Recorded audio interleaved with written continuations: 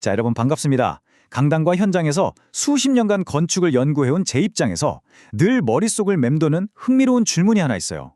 도대체 건축가라는 직업, 이 전문적인 제도는 언제, 어떻게 만들어졌을까요?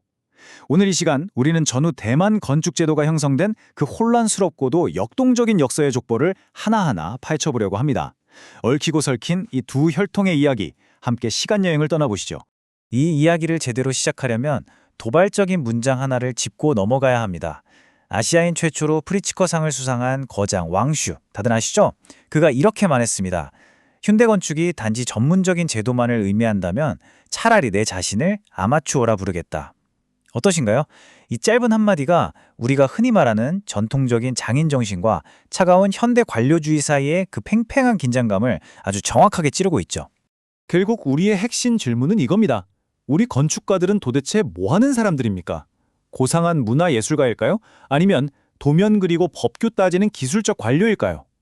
현대의 건축 제도가 과연 건축의 진짜 영혼을 지켜내고 있는지, 아니면 그저 행정적인 잣대로 통제하고 있을 뿐인지, 이것이 바로 우리가 잊혀진 이 역사를 다시 해부해봐야 하는 이유입니다. 오늘 우리가 살펴볼 흐름입니다. 첫째, 건축의 의미를 짚어보고, 둘째, 중국의 학술적 제도와 셋째, 대만의 식민지 기술 제도를 비교할 겁니다. 그리고 넷째, 이 두 가지가 전후에 어떻게 정면 충돌했는지, 마지막으로 현대 건축가가 어떻게 만들어졌는지 쭉 따라가 보겠습니다. 자, 첫 번째 파트입니다. 건축의 의미. 장인 정신에서 전문직으로 넘어가는 그 철학적인 변화부터 빠르게 살펴보죠. 여러분, 우리가 흔히 쓰는 건축이라는 단어, 이거 생각보다 엄청난 무게를 가진 수입품이었어요. 단순히 나무 기둥을 콘크리트로 바꿨다는 게 아니라는 겁니다. 수백 년간 현장에서 몸으로 건물을 지어온 전통 장인들을 싹 밀어내고 그 자리에 국가의 행정력과 공학이 결합된 서구식 제도가 떡하니 자리 잡은 거거든요. 아주 거대한 패러다임의 전환이었죠. 두 번째 파트로 넘어가 볼까요? 중국의 학술적 전문 제도, 즉 예술가와 학자로서의 건축가입니다. 이게 이른바 우리 족보의 트랙 A인데요. 2차 대전 이전의 중화민국 시절을 보면 아주 흥미롭습니다. 당시 미국이나 유럽에서 유학하고 돌아온 엘리트들이 엄청난 영향력을 행사했거든요. 이 사람들은 서구 아카데미에서 배운 르네상스 시대의 이상, 즉 건축가는 대학 교육을 받은 고상한 문화예술가다라는 개념을 그대로 들여와서 정부 시스템에 꽉 박아버렸습니다. 그래서 이 트랙 A에서 정의하는 건축가란 쉽게 말해 엘리트 중에 엘리트였습니다. 중앙대학 같은 명문대 졸업장이 없으면 명함도 못 내밀었어요. 국가는 이들을 법적으로 철저히 보호해줬고 전국의 전문협회가 그들만의 아주 견고한 성을 쌓았습니다. 건축이 막노동이 아니라 완벽하게 통제되는 예술이 된 거죠. 세 번째 파트입니다. 대만의 식민지 기술 제도. 자, 이제 전혀 다른 세상인 트랙 B로 가보겠습니다.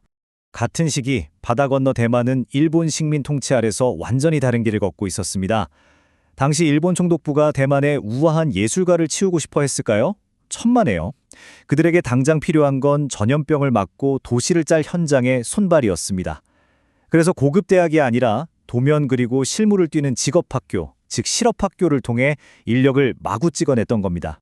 이 두 시스템을 나란히 놓은 걸 한번 보세요. 정말 물과 기름 같지 않습니까? 한쪽은 학위와 예술성을 중시하며 국가의 보호를 받는 대륙의 엘리트 건축가, 다른 한쪽은 직업학교 출신으로 식민지 대만 현정에서 행정서류나 챙기던 관료적 실무자, 즉 건축대원인, 철학부터 출신 성분까지 완벽하게 다른 이 두 그룹이 훗날 만나면 과연 무슨 일이 벌어질까요? 네 번째 파트, 전후의 충돌입니다. 드디어 이 완전히 다른 두 세계가 쾅 하고 정면으로 들이받는 역사의 클라이맥스입니다. 1945년 일본이 물러가고 국민정부가 대만을 접수합니다.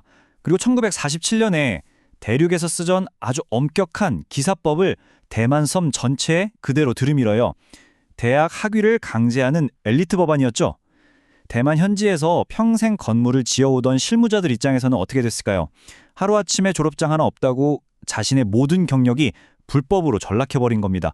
참 황당한 노릇이죠? 그래서 결과가 어땠냐고요? 전쟁 직후라 대만 전역에 지어야 할 건물이 산더미인데 이 엄격한 엘리트법을 통과해서 합법적으로 활동할 수 있는 건축가가 섬 전체에 과연 몇 명이나 됐을까요? 놀라지 마세요. 10명이 채 안 됐습니다. 법을 너무 철저히 지키려다 나라 전체 건설 현장에 올스톱될 뻔한 그야말로 기가 막힌 총극이 벌어진 겁니다. 이대로 가다간 나라가 마비되게 생겼으니까 정부도 당황한 거죠. 그래서 1948년에 부랴부랴 내놓은 게 바로 보시는 이 보충 규정이라는 행정적 파이프라인입니다. 어떻게든 합법적으로 현장에 투입할 인력을 쥐어짜내기 위해 억지로 길을 터준 아주 엉성하고 다급한 땜질 처방이었죠. 여기 내용 한번 보세요. 정부가 당시에 얼마나 절박했는지 딱 보입니다. 엘리트 학위가 없어도 실무 경력이 8년, 12년 이렇게 길면 대리기사나 조수라는 타이틀이라도 줘서 현장에 투입시켰어요. 기존의 그 고상했던 엘리트 주의는 온데간데 없고 당장 건물을 올려야 한다는 생존 본능만 남아서 임시 규정들이 마구 쏟아진 겁니다. 이 숨가쁜 타임라인을 한번 쭉 보시죠. 1945년에 대만 접수하고 47년에 엄격한 법을 통과시켰다가 불과 1년 만에 다급하게 예외 규정을 만들고 급기야 1952년에는 시스템 밖으로 밀려났던 현지 실무자들을 구제하려고 특별 시험까지 칩니다. 이 짧은 몇 년 동안 정부가 새롭고 경직된 시스템에 어떻게든 사람들을 우겨 넣으려고 얼마나 진땀을 뺐는지 아주 잘 보여주는 대목이죠. 자, 마지막 5번째 파트입니다. 현대 건축가의 형성. 결국 어떻게 타협하고 어떤 관료주의가 남았는지 결론을 내려보죠.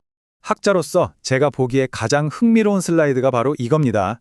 이렇게 완전히 달랐던 두 개의 족보, 식민지 대만의 실무통과 대륙의 엘리트주의가 수십 년 동안 덜컹거리며 싸우고 타협하다가 결국 1971년에 건축사법이라는 거대한 하나의 물줄기로 병합되는 모습, 한눈에 싹 정리가 되시죠? 그 결과 오늘날 우리가 아는 대만의 건축 전문직은 과연 어떤 얼굴을 하게 되었을까요? 결국 대학 학위를 따고 국가고시에 합격해서 복잡한 법과 규제를 철저히 따르는 관료적 전문직으로 굳어지게 된 겁니다. 르네상스의 자유로운 문화 예술가도 아니고 현장 냄새 물씬 나는 순수 장인도 아닌 아주 견고한 행정의 틀 안에서 움직이는 전문가 그룹이 탄생한 거죠. 오늘 제 해설을 마무리하면서 여러분의 머리를 띵하게 만들 도발적인 질문을 하나 던지고 싶네요. 우리가 이렇게 오차없고 완벽한 관료적 시험 제도를 완성해오는 동안 혹시 건축이 수백 년간 품어왔던 그 본질적인 예술과 문화의 영혼을 차가운 서류 더미 속에 파묻어버린 건 아닐까요? 오늘 살펴본 역사의 궤적을 떠올려 보시면서 이 질문에 대한 답은 여러분 각자 고민해 보시기 바랍니다. 흥미로운 역사 탐구에 함께해 주셔서 감사합니다.